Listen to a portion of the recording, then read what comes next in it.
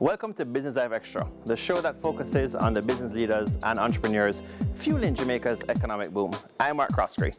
Our guest today is an entrepreneur who believes in a just do it attitude. She has built on her Pandora Day Spa brand, founded 7 years ago. A trained aesthetician, she has transitioned from spa services to manufacturing and is steadily growing her product line to include liquid sanitizer in the fight against COVID-19. She is the founder and managing director of Hema Luxe Limited, providing locally made skincare products. I'd like to welcome our guest today, Hema Subratie. Hema, welcome to Business Live Extra. It's great to have you. Thanks for having me.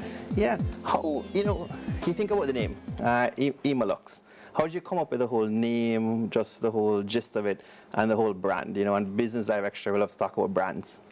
Well, my brand came about from a conversation with Ravi Ramdaran, the COO for Sagicor, and he explained to me the beautiful meaning behind the name Hema. And I thought it fulfilled culturally what my vision was for my products, where I would want to take it. Mm-hmm. And Ravi's a famous guy. He's really well known at Sagicor. He's a numbers guy.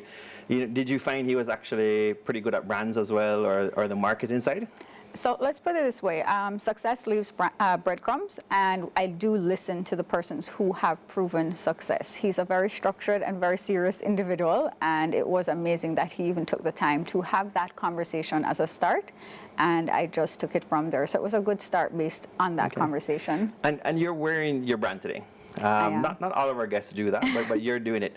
How important would you say the brand is to you? Do you wear it every day? What's the kind of vibe like?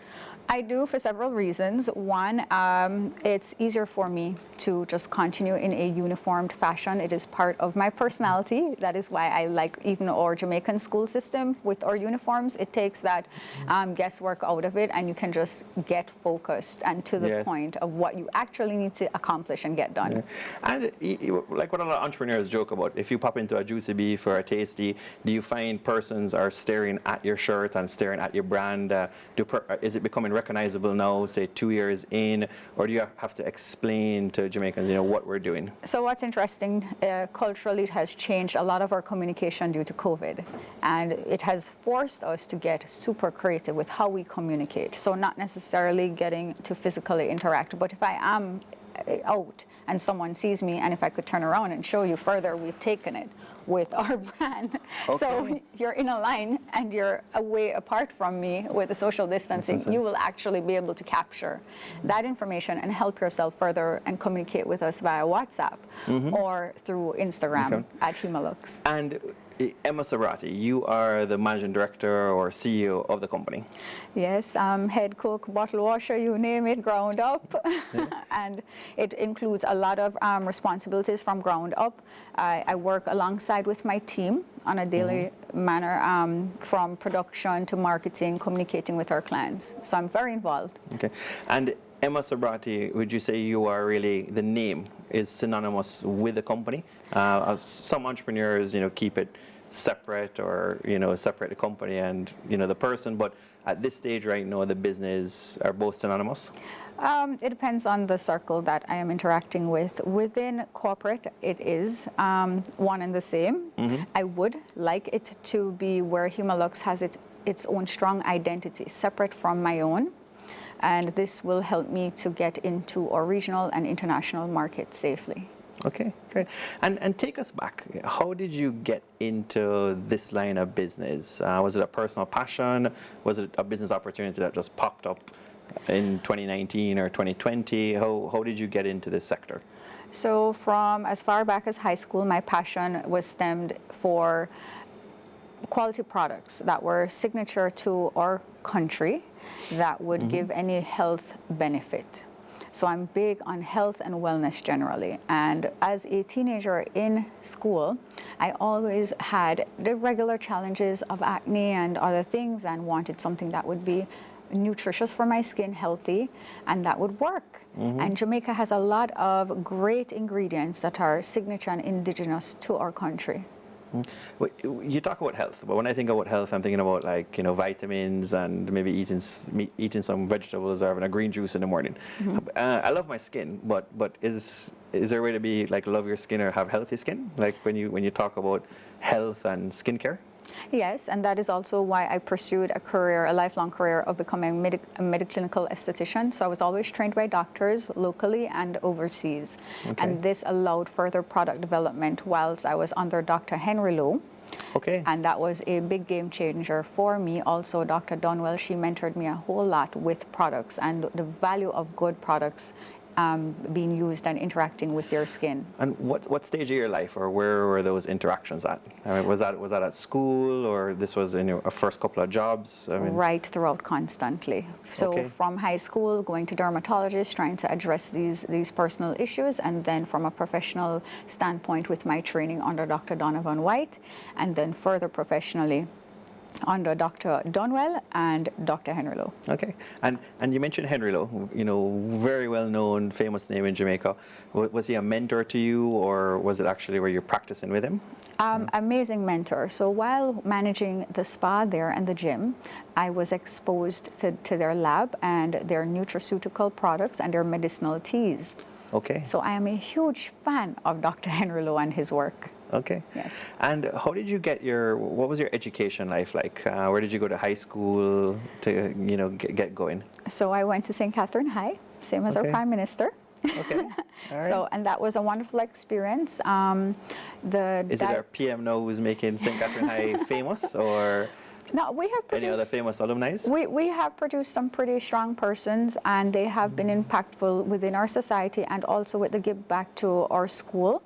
And I also plan to follow within their footsteps, especially where the support for our fight to combat COVID-19. Okay. So that means trying to see how best we can support not only our community, but also our students. Are you at the stage where you're finding, whether personally or through your company as yet, are you giving back to whether it's your high school or other Charitable organizations? or not yet at this stage? I am a big animal advocate, and I volunteer for many years, since high school as well, with the JSPCA, which is a Jamaica Society for the Prevention of Cruelty to Animals. Our culture here, it does not really dictate so much of the knowledge that communicates that care for your animals in terms of medicine, healthcare, and nutrition.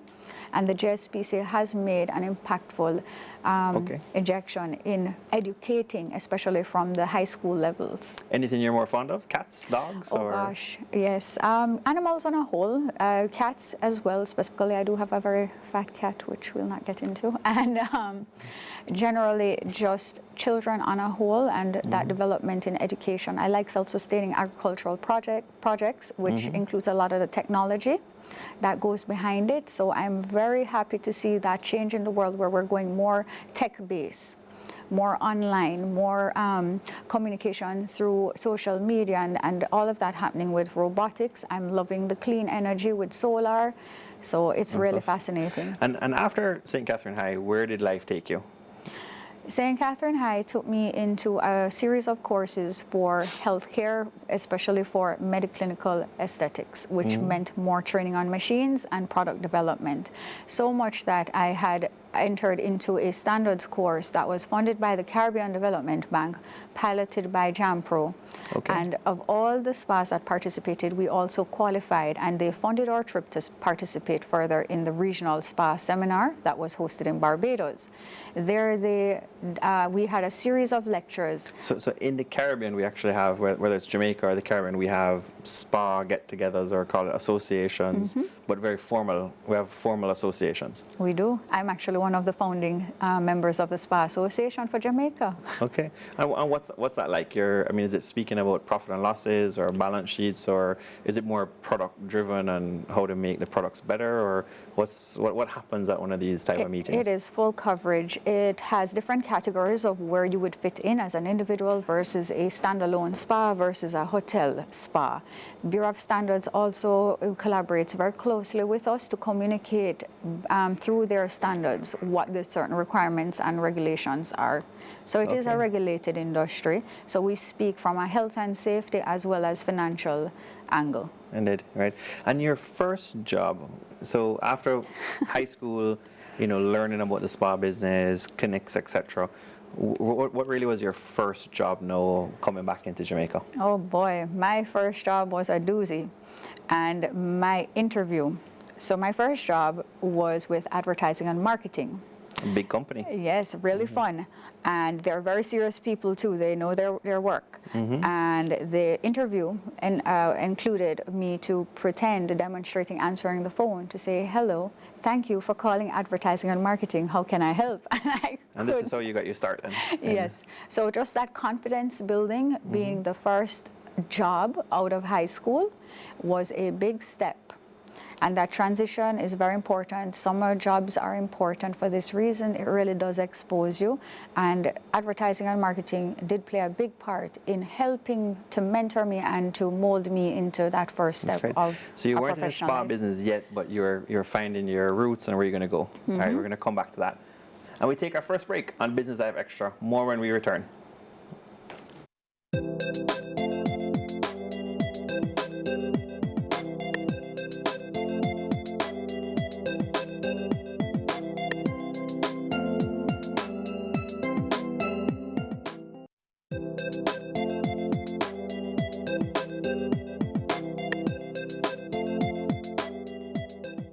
Welcome back to Business Live Extra.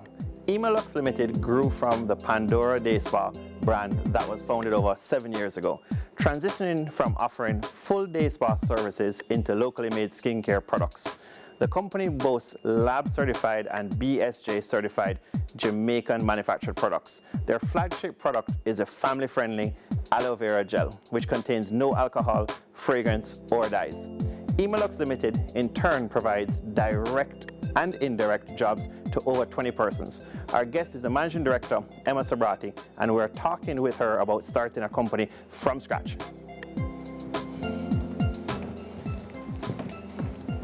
Hema, welcome back. Thank you. So we were talking about your first job, and you jumped into, let's say, advertising, sales, marketing. You're under reception, making calls. How did you feel? Were you scared? Were you loving the sales pitch? How did you feel? It did teach me a lot. It did get me to develop that confidence and organizational skills. So managing customers, learning more about that customer interaction, because advertising and marketing, they do have direct company-to-company conversations in trying to display and convey their brand. So understanding brand awareness in a creative way was so much fun, but it's still serious business. Yes. And that really did help me a lot. And even throughout my professional life, it allowed and facilitated that strength of communication. Got it.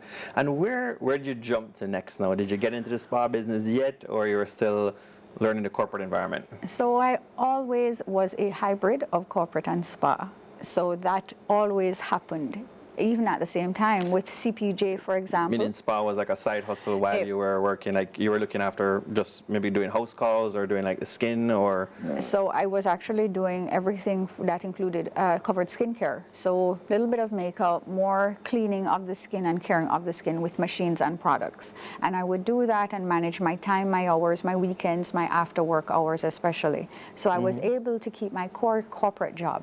And that really became present while I was the executive assistant for Dr. David Lowe at CPJ. So that was interesting because Dr. David Lowe... Because you were working now at Caribbean Producers, listed public company. At CPJ. And they are another pretty serious company that they mean business. They're constantly working, high production. And Dr. Lowe is also that person who is a very serious person. There's no limitation to the productivity. It's job driven. So we're working on projects and getting it done. This includes in trade, in retail trade, as well as the tourism sector. So this was, you're always passionate about the spa business, you got it going on, but you are now building your corporate network, whether it's networking and seeing how this whole accountability model works? Yes, and it was a very, it was a balancing act. So an article was published, Hema Subratie, Aesthetician, executive assistant by day, esthetician by night, and I'm like, oh boy. Was that well received at the time, or was it looked as, It was. side hustles are not a good thing? So it depends on what your communication is. I actually did have an honest conversation with my HR manager at CPJ as well as my boss. And they were super supportive as long as I was managing my time and my expectations. And in hindsight, though, do you feel you were just maybe ahead of your time, let's say 7 years ago? Because LinkedIn now is actually, they say they're going to add a feature where you can actually put your side hustles on it, just with what's happening now. And even with the pandemic, all these flexi work weeks are coming out. Companies are doing it now, even the biggest companies, where they're just saying, as long as you achieve your goals, you can work from home. You only work 2 days a week if you want. Just make sure your goals are done per your job description or whatever we assign you. So back then, and I know in Jamaica still now, HR has a problem with it. But how do you feel about it overall? I think, and I would not put a pointed angle to HR or the companies having a problem with it. I also equally say that the individuals need to be responsible in managing their time and balancing. No one wants to feel as if they're lacking in any way or something's being taken from them. There is encouragement and support on both parts. An employee, a team member needs to remember they are important in that company. That is why that company invested in them, gave them that opportunity and hired them. And there is that growth and development, and it benefits both parties. You think it's sometimes the shareholder, though, just sticking a pin on it, is the shareholder that has an issue with it versus HR, or is it both? I believe when someone has a challenge with that situation, it's because they're feeling some level of lack, as if the performance isn't there, the deliverables aren't being accomplished. Okay, great. Yeah. So CPJ, great time, you learned a lot, everything, and post CPJ now, Pandora is still rolling, but post CPJ, is this now when Hema Luxe gets born? So after Pandora went straight into Hema Luxe, we did a separation from the service aspect of the spa industry to still hold certain values of being all-inclusive, to be family-oriented and skin-friendly. Okay. So the products now had its own identity under the Hema Luxe name. Okay, but separate companies. Separate companies. Similar products, but separate entities. Completely separate entities, yes. Okay. And how has it been so far now? So Hema Luxe is born. You're the managing director. You have 20 staff. What's the big product, or how do you launch Hema Luxe? So our flagship product is the aloe vera gel. And that was well received because it does not contain, it's a shelf-stable pure aloe gel. We took out the natural latex from that product. We deodorized it. I love aloe, but I cannot stand that smell. Those are the green aloes. Yes. Okay. Which is what aloe is, the green plant, and it's so most of them are all green. And then you know what aloe is known for, which is mostly for sunburn or skin irritation. So we're not making any medical claims. We're just giving you the plant in a shelf-stable form. Okay. We have been thriving. What do you mean by that when you say shelf-stable? I just think about juices and products, but what's a shelf-stable aloe gel? Aloe vera, and similar to an American apple, once it is cut, it oxidizes so fast. So it goes brown? It goes brown. Aloe vera gel will go brown? Yes, it does. When you cut the plant, you will see the plant. Oh, you will see the gel coming out. It's going to get brown. Okay. What we have done, and traveling with that is a little strange. Okay. So what we did, we put it in we had a certified lab, deodorize it, and made it shelf stable. It's shelf stable for up to 2 years, so we are ready for export as a result. So that's a raw material now, or are you talking about your finished product in the finished product in your plastic bottles, etc.? Glass bottles. Glass bottles. Yes, okay. we're a luxury item. Okay, so it's premium. It is premium, and due to our research, we do a lot of thought and research is put into our products, and we purposely did not go with plastic as our first 2 SKUs, which is a 3.7 ounce and a 6 ounce jars, and we encourage persons to reuse those glass jars because they're such beautiful jars. We are available in trade in most Trade A and Trade B retail stores, such as Fontana throughout the island. And this is through our distributors, Qualcare. They have been amazing support in our distribution. So how'd you get that huge network? I mean, Qualcare is a large company, good name, you're in, as you call them, trade A stores. Fontana's a listed public company as well. Is this just from your hustle and bustle networking? So I knocked on a lot of doors and got a lot of no's, a lot of closed doors. But what I look at once... Any breaking points, or did it discourage you? Any nights when you thought about giving up? Not giving up, dejected, yes, but not giving up. I don't look on any sense of failure or blockades as something to stop me. Even if I have to change gears and say I want to produce forks and that didn't happen and I'm changing to a SKU of spoons. So it is still applicable within the vision of health and wellness, and it's just being able to be flexible to understand the market you're supplying to and when. Your timing is important. So you need to know what your innings when your innings are. Right. Yeah. And you mentioned it's your flagship product, the aloe vera. What other products do you have, or are you in the market with now? Currently, due to the COVID-19 pandemic and our social and corporate responsibility to fight and combat this, as a community and on a mass scale, we have come out to market with our liquid sanitizer. I can tell you're selling a lot. It sounds like a pitch. Is that the pitch when you go into the B2B businesses and everything? You know what's interesting about that product? We went through the whole SKU. It was a lot of trial and error. We came out originally with the gel. Really not comfortable with the gel, and I looked at my 10-year-old nephew and this gunk, and I felt it too, and I'm like, don't like this product. How do I clean my phone? How do I clean the surfaces? Okay. So I wanted something. The stickiness of like a lot of sanitizers we're seeing in the market now. And I found that my desk hosted other Clorox or Lysol branded products and a disinfectant for my desk separate from my hands, and I'm like, this is a lot of products. Yes. So I actually merged everything into a food-safe, food-grade ethyl alcohol sanitizer. So this is geared and targeting the restaurant industry and the tourism sector as well. Okay. So this is family-friendly as well. And tell us, why is I tested your aloe gel. Why is it that, so the traditional aloe gels, the banana boat, I think they're called, and all the other ones you see on the pharmacy shelves, they're very thick, they're very globby. Your one seems to be very just light. What's the difference? What's the secret sauce behind Hema Luxe's aloe gel? So we try to keep it as pure and family friendly as possible. That is always my vision, holding within the health and wellness concept. So I think less is better.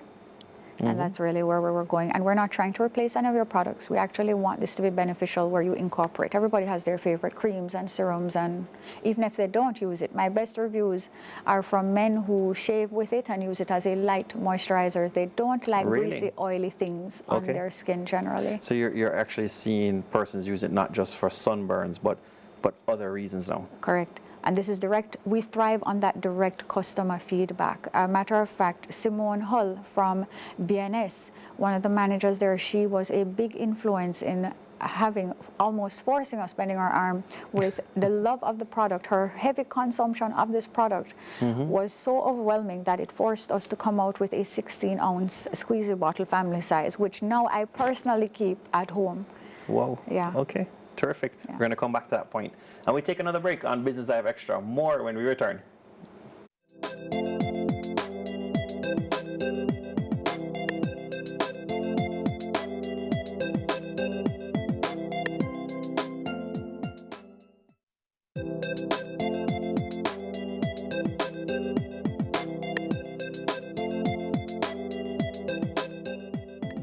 Thanks for joining us on Business Dive Extra. How do you transition from the spa services to skincare products? Hema Luxe produces multi-purpose hand and surface sanitizer to a number of organizations since the onset of COVID-19 pandemic. Their products can be accessed island-wide in popular pharmacy chains. Hema Luxe is currently reviewing its position in the marketplace with a view to expand it into CARICOM and North America with the help of the JMEA and other partners. Emma Subratie, Managing Director of Hema Luxe, is here to tell us more. Emma, welcome back to BLE. We were just talking about just the whole point and purpose of where you're going with Hema Luxe and everything to do with the products. How do you feel about regional expansion? And we spoke about JMEA and stuff like that. Where are you at with that now? Are you exporting anything today or not as yet? We are currently in the process to accomplish the fulfillment of the CARICOM Treaty certification between the help of JAMPRO and the JMEA. So there is a lot of hand-holding with that process, especially now with COVID and the access to some of these offices and the restriction of, accessing them generally. But they've been super helpful and supportive. And when you mention that, so as a business, say an SME, or if you're a small, mid-sized company, can you just go and export, or you have to go and get, different licenses? How does it work as a small, medium-sized company? So in terms of a company like mine, which we do manufacture locally and we're leveraging brand Jamaica, we are tied to certain entities that will help make this process more legitimate, easier. It lends a lot of shelter for us financially, even our banks. So to partner with doing business with Trinidad, we would have reviewed what financial institutions exist there that are also here and we're doing business with or could do further business. JMMB is one that lends that support because they are in Trinidad, and then you're going to look at other things, digging a little deeper. How is that financial conversion of the dollars in currency? So that's just to make your financial life or your banking easier between trading partners, yes. Potentially. So right across the board, from the CARICOM Treaty certification, your avenues that you are exporting through and to, because the logistics as well is another thing. The JMA did lend a lot of support. So originally trying to do it on my own, it was a doozy, the logistics, shipping from Jamaica forced to go through the Miami port, then back to another Caribbean country. So it was a world trip and being charged for it. So the expense was just boggling when you finish. Right. So it's best to do your homework and communicate with these entities. They do lend a lot of financial support and logistic support. What's your priority? You want to get into, a lot of Jamaican companies always start off with Trinidad. And, then they talk about Barbados and, you might have Dom Rep and so forth in terms of looking at big size markets, whether it's in CARICOM or outside of CARICOM. But what's your first step, on your whiteboard at your office? Which country you really want to hit, whether you have connections there or not, but what's your first step? So selfishly, I chose Trinidad because of Carnival. I love our cultural diversity of things we do within the Caribbean, and Trinidad Carnival is happiness for me. And I'm like, well, spend so much time here for Carnival, let's do some business. And what I saw were people flying in from all over the world, and I thought this would be interesting, and started collaborating with the different groups to market strategically and to align strategically with Starlight Pharmacies, which I would give a comparison to our Fontana. It's a beautiful... So that's a big pharmacy brand in Trinidad? In Trinidad, and it's beautiful. Gerald Aboud is the owner and super supportive. He's very supportive of the other brands within the Caribbean and showed a lot of enthusiasm and expressed a lot of support towards our brand. So we are positioning to place on the shelves there to start. And would that be the glass products, or is that your larger, say, 16-ounce, plastic allogel? Which do you segment it, or does it depend on the order? So the beautiful thing about Trinidad, they were the first to implement the ban on plastics. Okay. And they were so welcoming and excited, as we were the first product presented in glass. Okay. So that was a win-win. To do that? Yeah. Okay. And right now, as we speak, your revenue composition, are you doing more sanitizer because, of course, the pandemic, and aloe vera, although it's a flagship product, has it, let's say, taken a backseat? So the aloe gel, there was a boost in sales mid last year while we suffered a shortage of sanitizers and alcohol on the market. However, people were doing a lot of do-it-yourself projects using the aloe as a base and adding. So it can work, but that you are the one doing it at home. We didn't create a SKU with alcohol. We kept our aloe gel separate and pure that SKU. The sanitizers, now sales have increased due to a number of things, including the COVID kick it out, social responsibility and give back to some of our corporate partners like Connex. And through these partnerships, we have done a lot with Food for the Poor, the JCF, mustard seed communities, and so on. So it's been a really great, and company to company, especially companies through the JMA would have benefited to new account activation. So Home Choice orders from us because it is required for their industry, the ethyl food grade alcohol for the sanitizers. So you're right. In the marketplace, we've been seeing Hema Luxe at more restaurants, food and beverage companies, etc. Do you also do bulk sanitizers? Like if a large company or business says we want bulk, not just the small packages, is Hema Luxe participating in that market as well? We do, and one of our flagship customers is 100, owned by Ghassan Azan and team, and they have been so super supportive of everything we have been doing with them due to the collaboration of the offerings that we have with the sanitizer, and all the way up to 55 gallons. So for every new account activation. So as big as 55 gallons you will do? Yes, okay. And we kit you with a pump. However, we still encourage persons to make it more manageable, and our most popular SKUs in bulk is the 5 gallons and the 1 gallons. Whether it's 5 gallon or 55 gallon, is this typically bought by a large company that has then the little dispensers all over their offices, and that's just a cheaper way for them to buy it? Is that a typical client? It is more economical for them, and we do even offer further added value where we do give you a manual wall dispenser complimentary with a new account activation. You do that? Is it branded Hema Luxe or you don't? It is. It is. Persons need to see what it is they're using, so all the labels display up to legal specs, which are Bureau of Standards certified. Okay. And where's your head office now? Where's whether it's corporate office, manufacturing, distribution, however you describe it, where is Hema Luxe located? We are conveniently located at 14 Lindsay Crescent off Don Robin. And we can be easily accessed in terms of communication, even if it's not physically, through our WhatsApp, which is 876-553-4720, or on social media, Instagram, which is the Hema Luxe handle. And do you find, are customers allowed to come to the premise, or do you do delivery only? So due to COVID, we have made a few adjustments, including where we had a flexi shift system. Due to hours, we have cut that. So we have scaled throughout the week how many persons go and what hours.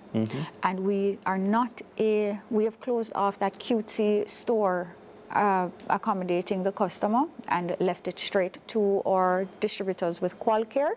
And the stores like Fontana. So it's primarily purchase order, you do deliveries, we do deliveries. But really not retail at your location? No.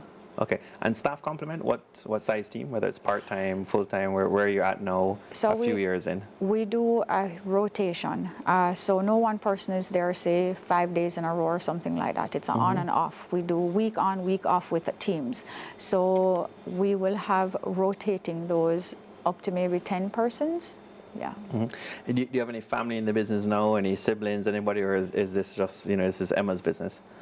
And I wouldn't call it my business. Hema Luxe, with all that is dear to my heart, with things that I have created and developed, is my dreams of job development and creation. So without this team, I am nothing. Yes. My team is essentially my backbone, and I make them know this. I make it clear, you do not work for me. We work together. I am under your instructions. So it is with that collaboration. And do you have any, new business owners now, with the advent of the junior market, 2009, it's become such a big thing, even if persons get ahead of themselves. But is there aspirations of Hema Luxe listing one day on the junior market, or that's not on the agenda right now? Ooh, that would be fun. So we have goals.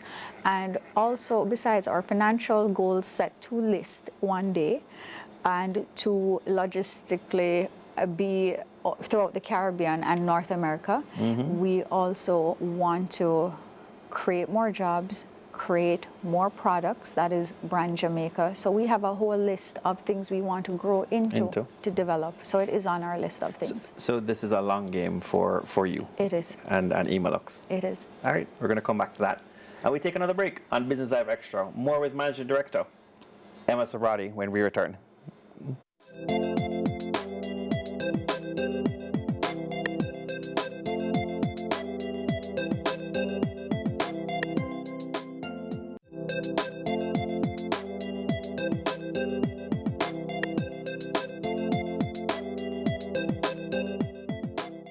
Welcome back to Business Live Extra. The global skincare market is expected to grow year on year. In 2021, it amounted to 145 billion US dollars globally. Hema Subratie is ensuring that Hema Luxe is positioned to respond to the ever-changing local market and is reviewing its position with a view to expand into CARICOM and North America. Subratie has completed workshops and training to make her a critical thinker, always ready to offer customers the highest quality products and services. Let's hear from the woman herself, Hema Subratie, Managing Director.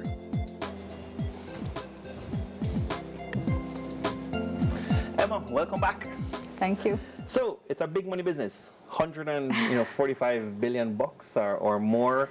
What's the local landscape like, and who are the competitors right now? The competitors are a mixture of local brands as well as international brands, and we are still uniquely positioned on the shelves against them. So you do have options for all what is beautifully packaged with the colors and the alcohol and what would suit your interests. We are just a basic pure product, so you do have a choice, and it is something that people are happy to use because they're using it on their children too. When you started or got to know the craft, Pandora was in the retail business, but now you mentioned you're really in the B2B or the corporate side. So on the B2B side, who competes with you for that shelf space, as you mentioned, at whether it's a grade A, grade B, pharmacies or so forth? Is it mostly international, or is there other local players who are trying to garner shelf space? There are other local players, and it depends on what shelf space. For example, if it's Fontana in the retail shelf space, you have more of those retail size brands. If it's in a supermarket, you'll go all the way up to the bigger vats. If it's a tourism sector, again, you'll see international brands mixed into it. And we are trying to leverage into the tourism sector through the tourist board to have a blended basket to include our local brands, not just mine. We are trying to be supportive of the other brands that are here. We have amazing products here, and it needs that further support and collaboration to get it out. And do you find, so that's a brand Jamaica, you really want to be pulling on brand Jamaica that you've mentioned. And do you find, though, that with the same shelf space comment, do you find that actually it's ultra competitive, though, to get in, or like, do you have to go and take market share, or is the market locally big enough? I believe the pie is big enough for everyone to have a slice, so to speak, and without the shelves being too overcrowded and overwhelming for the client, you have options, and that's good that the variety is there. That's good for Hema Luxe, right? And where do you see it going, though? We spoke about regional, you spoke about international markets. Do you see new products that you want to onboard, in addition to the, let's say, sanitizer, the allergel? Let's say COVID starts to evaporate, or we don't have COVID 2022, if that happens, or whenever things settle down and sanitizer sales drop. What other products are you looking to add? So addressing first the life of the sanitizer products, COVID has created a new norm. So even without COVID, our process still stands with our hygiene practices, and the Caribbean has looked to Jamaica especially proudly with a lot of our standards.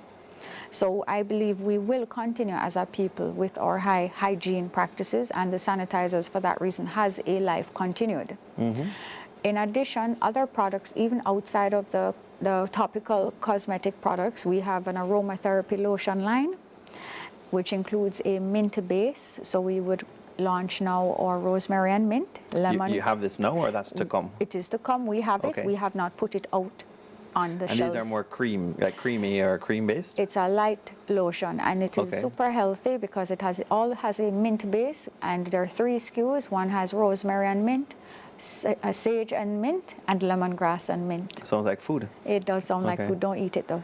And is that a part of the strategy? You want persons to, or like these aromatherapy items, you want them to smell like they taste good, so that persons use them and reuse them? Is that a part of the secret sauce of the spa business? It is, and it does lend to that and hold true to the concept of health and wellness. So everything we do is towards that. And you mentioned health and wellness a lot, right? Is there, going back to the Pandora standpoint, would you see a Hema Luxe retail trade or spa again, or you want to just keep Hema Luxe to, B2B, what's working very well, potentially successfully now and don't necessarily dilute the brand to go back into a retail spa. What's your vision? Where are you going in the next couple of years? Constant growth and development, and this does not limit us to physical products that's topically used or for external use. We are also looking at other Jamaican brands that you can consume, and we are now partnering with the food certified facilities because we are not a food grade facility. So we are partnering with other food grade facilities that are certified and processing and already exporting those brands. So we are partnering with them to produce our own, and that's exciting stuff. You will see what's happening. So you do you will do contract manufacturing. Yes. If somebody comes to you or somebody says, I'd like your help, they can give you an order for X amount. You will do that now. Seeing that right now our vision for this consumable product is only one product, it's not a range. So our investment, we have to look at our ratio of time, investment, finances, time, all of it to tie back to how it works. It's feasible or not. The most feasible way forward to us right now is to partner. And that is what these entities are there too for. That is why Hema Luxe is here. We do lend that business support to other small businesses.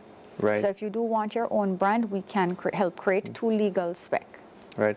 And you mentioned J&B earlier, but if you're in the elevator, wherever it is, could be NCB, could be anywhere, and somebody says, we really want to invest in Emma, we want to invest in, Hema Luxe.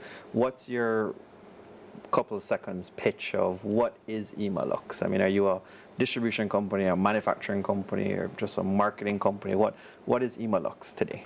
Hema Luxe is a manufacturing and distribution company of brand Jamaica with a cultural twist. Okay. And I mean, do you think you could therefore compete with Jamaica Teas one day, or compete against a Paramount, or it's a total different ball game for you? And the word compete is such, I think, not the appropriate word. Partnerships are important and support is important. A lot of these companies do not look on you as their competition for many reasons, and they can lend actual support with the same products. Because you have said it a couple of times. You're a new age entrepreneur in a way. You're a very inclusive entrepreneur. Yes. Where, you continue to say, you don't have to compete. There's enough market share. What do you call that? Is that something you discuss in, whether it's in Barbados in your spa association or in the Jamaica Spa Association? And is it welcomed or is it frowned on? So that's pioneering a whole industry on its own of trying to be inclusive and that development of your persons around you. And all it takes is that one person to say, hey, you have a talent for this, you should try and do this. Go get certified at heart and move from that. And the amount of persons who have taken my advice and have called me and said, wow, my life is so much better, I have done this, and this is great. There was one young lady who ended up doing the certification at Heart for Culinary Arts, and she ended up being one of the chefs at CPJ. Okay. Amazing success story. And she started out as the office help. And we chatted every morning early because I was the first one there. Yes. Another, my receptionist at Pandora, answering the phone. I said, you can't just do that. Look at everything in front of you and tinker and see which one you'd like. Yes. And she now owns her own wax shop. So you mentioned that point on giving back. Yes. You might not have a foundation today or a charity, but how important is giving back for you and Hema Luxe? You've spoken about working in inner cities as well, but how important is that point? And what's Hema Luxe going to be doing there going forward? So my give back still holds true to job creation, and that's one of the reasons I do informally that mentorship conversation and just nudging them, because you don't want to be too forceful. You still want the person to have their own creativity injected. So if someone is interested in the allogels on a bulk level, we are more than happy to get involved with your branding, with even your positioning. How far do you want to take it? We can guide you. So we do training. We train, Pandora used to allow a lot of training for waxing, brow threading, a number of skills. Okay. And we still send you to Heart to get the formal NCT vet and certification for what you're doing. Yes. So job creation is a core of mine in whichever format that I can lend that support and mentorship in enabling.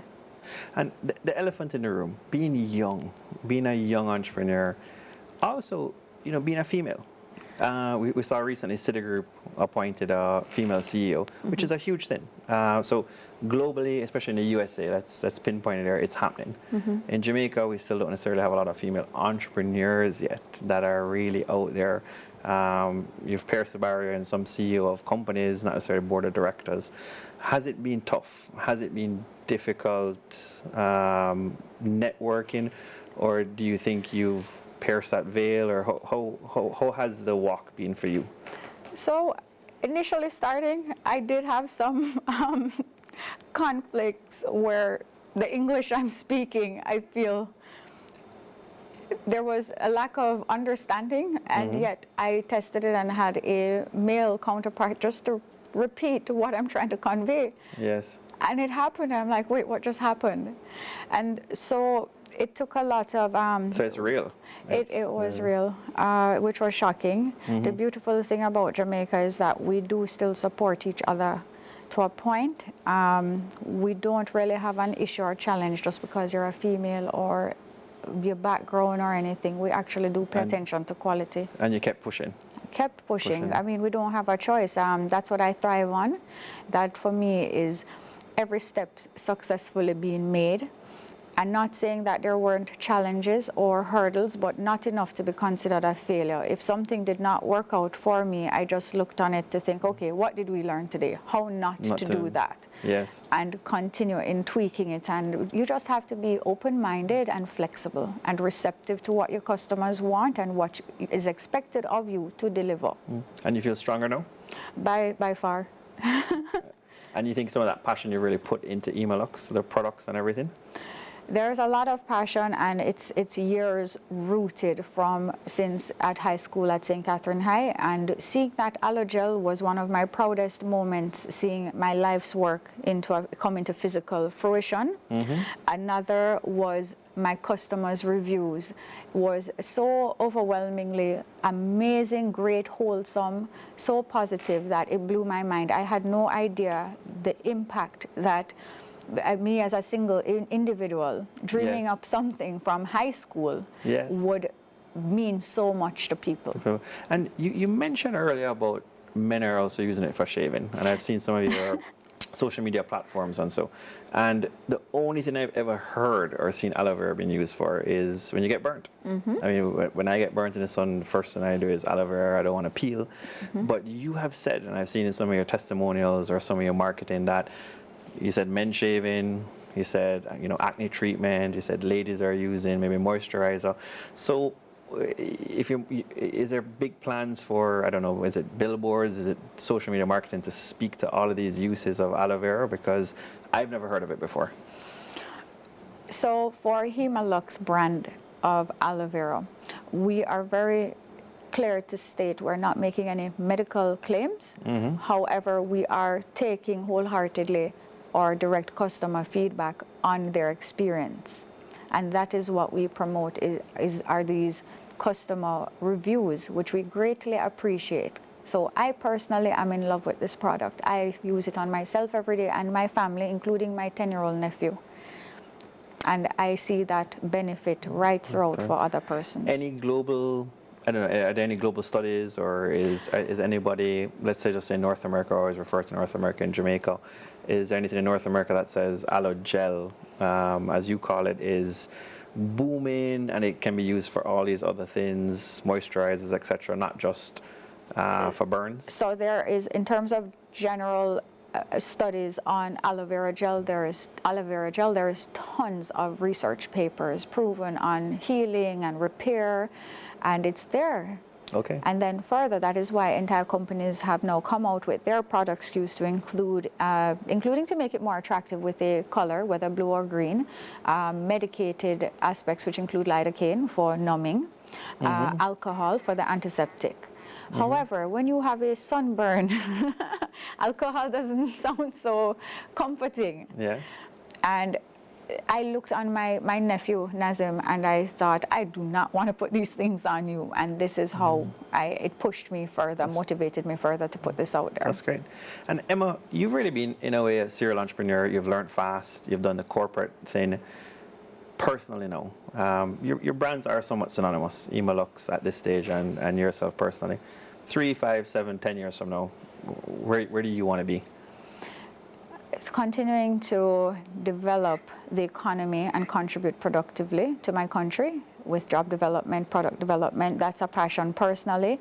Other passions that I can't live without is my support to the JSPCA and my community, corporate responsibilities, and give back to a wider scale with collaboration with other companies. So it is a personal passion of mine, and I don't know how to separate that, and I think that is one of the driving forces for me. Excellent. That I am a serial entrepreneur for that reason. So once I feel I have stabilized somewhat, because it's continuous work, it's not a set it and forget it. You still have to keep measuring, the temperature and ensuring everything's it's working well, and then figure out how you're going to keep growing it. So personally, that's what you want to be doing? Constantly. Got it. Thanks for talking to us today on Business Live Extra. We really appreciate it. Thank you. That's it for another edition of Business Live Extra. Remember, success is not final. Failure is not fatal. It is the courage to continue that counts. We've been talking with Hema Subratie, Managing Director of Hema Luxe. Don't forget, you can watch us online at cvm.com/videos/Business Live Extra. Thanks for joining us.